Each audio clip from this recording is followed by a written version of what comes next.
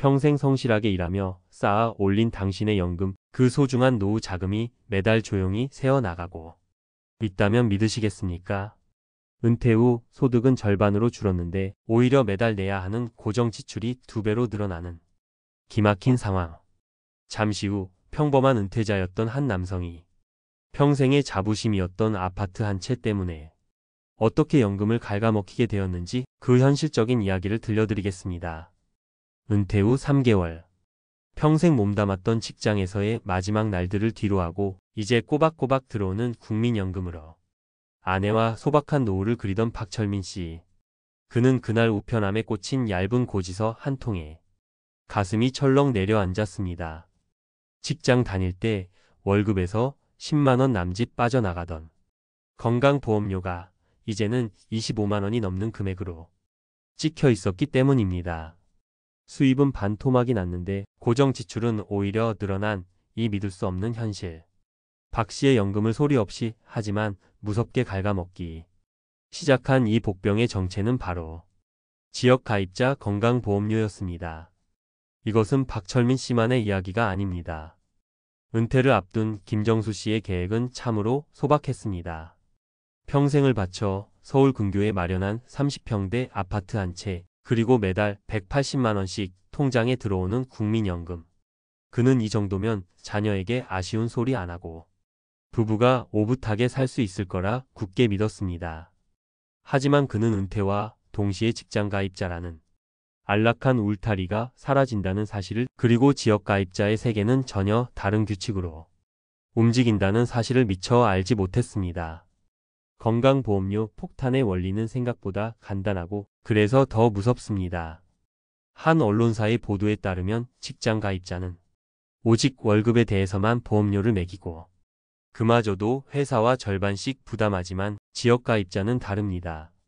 김정수 씨의 월 연금 180만 원, 즉 연 2,160만 원 중 절반인 1,080만 원이 소득으로 잡혔습니다. 그리고 여기에 그의 평생 자부심이었던 수억 원짜리 아파트의 재산가액이 고스란히 더해져 보험료가 산정된 것입니다. 결국 소득은 줄었는데 평생의 자랑이었던 집 한 채가 오히려 매달 수십만 원의 건보료를 만들어내는 족쇄가 되어버린 셈입니다. 상황이 이렇게 되자 김정수 씨는 마지막 희망을 걸어보기로 했습니다. 직장에 다니는 아들의 건강보험에 피부양자로 등록해 부담을 피하는 것이었죠. 하지만 이것이 더 큰 좌절의 시작이었습니다. 최근 피부양자 자격 요건이 대폭 강화되면서 연간 소득 기준이 2천만 원으로 낮아졌기 때문입니다. 관련 자료에 따르면 김정수 씨처럼 월 167만 원, 즉 연 2천만 원 이상의 공적연금을 받는 사람은 소득 요건에서 탈락해 피부양자가 될 수 없습니다. 결국 그는 평범하게 연금을 받는다는 이유만으로 건보료의 사각지대에 놓이게 된 것입니다. 김정수 씨의 요신 이영애 씨는 조금 달랐습니다. 그녀는 건보료 부담에 대해 미리 귀띔을 듣고 생활비를 보태기 위해 은퇴 후에도 식당에서 파트타임 일을 시작했습니다.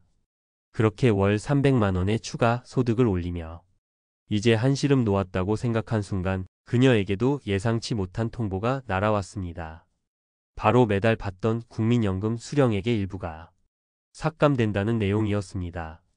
이것이 바로 은퇴자들이 마주하는 또 다른 복병, 소득활동에 따른 노령연금 감액 제도입니다. 한 주요 일간지의 보도에 따르면 현행법상 국민연금 수급자가 일정 기준 2023년 기준으로 월 286만 원을 초과하는 소득을 올리면 소득 수준에 비례해 최대 5년간 연금액이 깎이게 됩니다. 이영희 씨는 건보료를 내고 생활비를 벌기 위해 열심히 일했지만 그 결과는 연금 삭감이라는 부메랑으로 돌아온 것입니다. 열심히 일할수록 손해본다는 이 역설적인 상황에 처한 수급자가 무려 11만 명에 달한다고 하니 결코 남의 이야기가 아닙니다. 자, 지금까지 우리는 너무나 안타까운 두 분의 실수를 살펴봤습니다.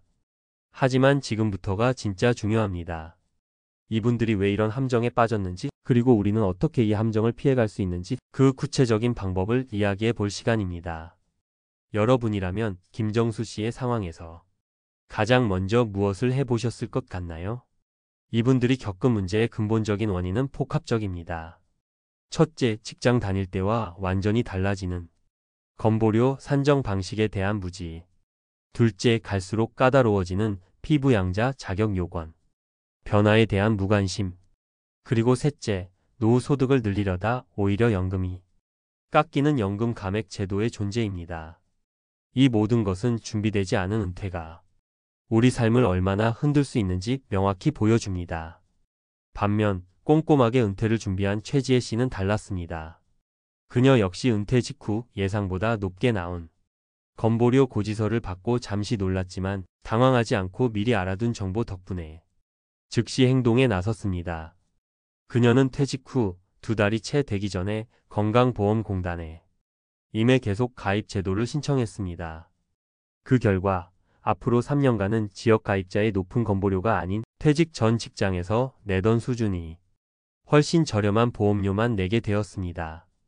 첫 번째 대비책은 바로 최지혜 씨가 활용한 은퇴자에게 주어진 3년의 골든타임을 붙잡는 것입니다. 임해 계속 가입 제도는 퇴직 전 직장에서 1년 이상만 근무했다면 누구나 신청할 수 있습니다. 최장 3년간 직장 다닐 때와 비슷한 수준의 보험료를 내며 시간을 벌 수 있는 아주 유용한 제도입니다. 이 3년 동안 재산을 정리하거나 소득 포트폴리오를 조정하는 등 건보료 부담을 줄일 장기적인 계획을 세울 수 있습니다. 단, 최초로 지역 보험료를 고지받은 날이 납부 기한으로부터 2개월 이내에 신청해야 하니 퇴직 후 가장 먼저 챙겨야 할 일입니다. 두 번째 대비책은 건보료를 부과하지 않는 착한 연금을 키우는 것입니다. 핵심은 건보료 산정 기준을 정확히 이해하는 데 있습니다. 국민연금이나 공무원연금 같은 공적연금은 소득의 50%가 건보료 부과 대상입니다. 하지만 연금저축이나 개인형 퇴직연금, IRP 같은 사적연금에서 받는 소득은 현재 건보료 부과 대상에 포함되지 않습니다. 따라서 은퇴 전부터 세액공제 혜택도 받으면서 IRP와 연금저축 계좌에 꾸준히 납입해 건보료 걱정 없는 현금 흐름을 미리 만들어두는 것이 아주 현명한 전략입니다. 세 번째는 피부양자 자격을 막연히 기대하는 것이 아니라 전략적으로 점검하는 것입니다. 은퇴 전 본인의 예상 국민연금 수령액이 월 167만 원을 넘는지 반드시 계산해 보십시오. 만약 아슬아슬하게 기준을 넘는다면 연금 수령 시기를 늦추는 연기연금을 활용하거나 일부 감액을 감수하고 조기연금을 신청해 소득 기준을 맞추는 등 다양한 시나리오를 미리 검토해 봐야 합니다. 마지막으로 연금 외에 숨어있는 진짜 폭병, 의료비 리스크를 점검해야 합니다. 한 언론 매체에 소개된 퇴직 교사의 사례는 우리에게 또 다른 경고를 줍니다. 매달 안정적인 교사 연금을 받아도 배우자에게 실비보험 하나 없으니 갑작스러운 MRI 검사비, 백내장 수술비 수백만 원에 생활이 크게 흔들렸다는 것입니다. 연금은 정해진 금액만 들어오지만 의료비는 언제 터질지 모르는 시한폭탄과 같습니다. 은퇴 전 나와 내 배우자의 실비보험을 포함한 건강 관련 보험이 제대로 준비되어 있는지 반드시 최종 점검하셔야 합니다. 오늘 우리가 살펴본 건보료 폭탄과 연금 감액 제도는 분명 우리의 소중한 연금을 위협하는 무서운 폭병입니다. 하지만 가장 중요한 사실은 이 복병들이 갑자기 나타난 괴물이 아니라 우리가 미리 알고 대비할 수 있는 규칙이라는 점입니다.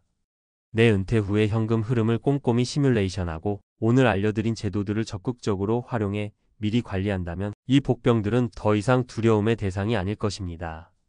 진정한 의미의 평안한 노후는 거창한 계획이 아닌 바로 이 철저한 준비 위에서 시작된다는 사실을 꼭 기억하시기 바랍니다.